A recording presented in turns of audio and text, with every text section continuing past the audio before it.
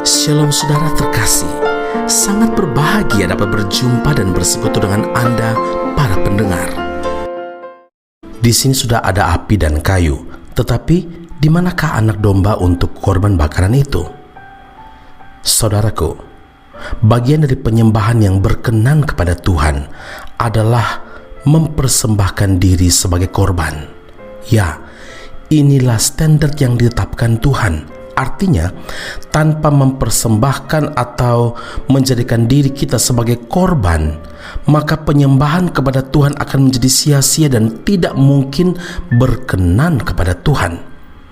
Abraham yang rela mempersembahkan Ishak, anak sematawayangnya, anak tunggalnya, dalam Kejadian 22 ayat yang kedua, ambillah anakmu yang tunggal itu yang engkau kasihi, yakni Ishak, pergilah ke tanah Moria dan persembahkanlah dia di sana sebagai korban bakaran pada salah satu gunung yang akan kukatakan kepadamu. Saudara, Abraham membawa korban yang terbaik dalam hidupnya sebagai persembahan kepada Tuhan. Korban atau persembahan yang terbaik di hadapan Tuhan adalah ketika kita mempersembahkan hidup kita sebagai persembahan yang hidup, yang kudus, dan yang berkenan kepada Tuhan. Pada zaman Perjanjian Lama, tugas seorang imam dalam penyelenggaraan sebuah ibadah adalah menjaga supaya api di atas mezbah Tuhan itu tetap dalam keadaan menyala.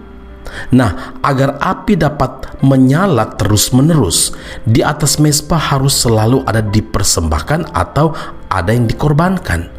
Begitu pula keberadaan orang percaya adalah imam-imam Tuhan yang telah dipanggil oleh Tuhan dan diutus melayani Tuhan. Karena itu, kita juga harus mempersembahkan korban di atas mezbah Tuhan, yaitu dengan mempersembahkan tubuh dan segenap kehidupan kita. Bagaimana caranya?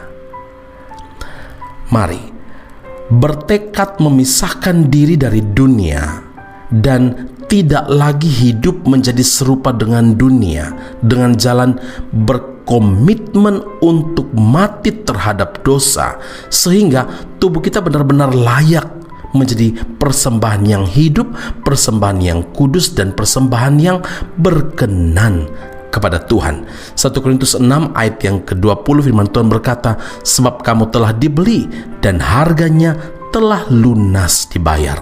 Karena itu muliakanlah Allah dengan tubuhmu. Saudara, inilah penyembahan yang berkenan. Inilah penyembahan yang menyenangkan hati Tuhan, di mana kita mempersembahkan keberadaan hidup kita secara total untuk melayani Tuhan dan menjadi alat kemuliaan Tuhan, karena Tuhan terlebih dahulu telah berkorban bagi saudara dan saya.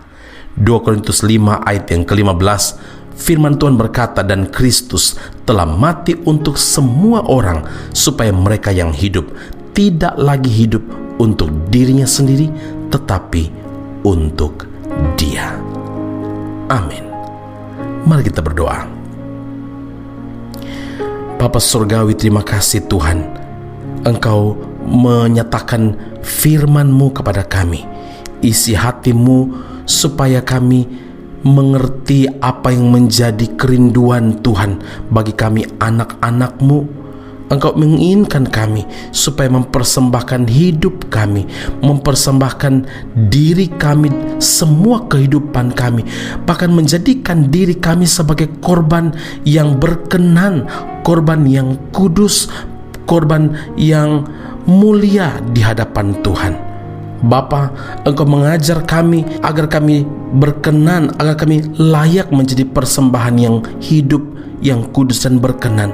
Maka kami harus meninggalkan kehidupan dosa, kehidupan dunia yang menjerat dan membinasakan, dan kami benar-benar hidup hanya untuk kemuliaan Tuhan.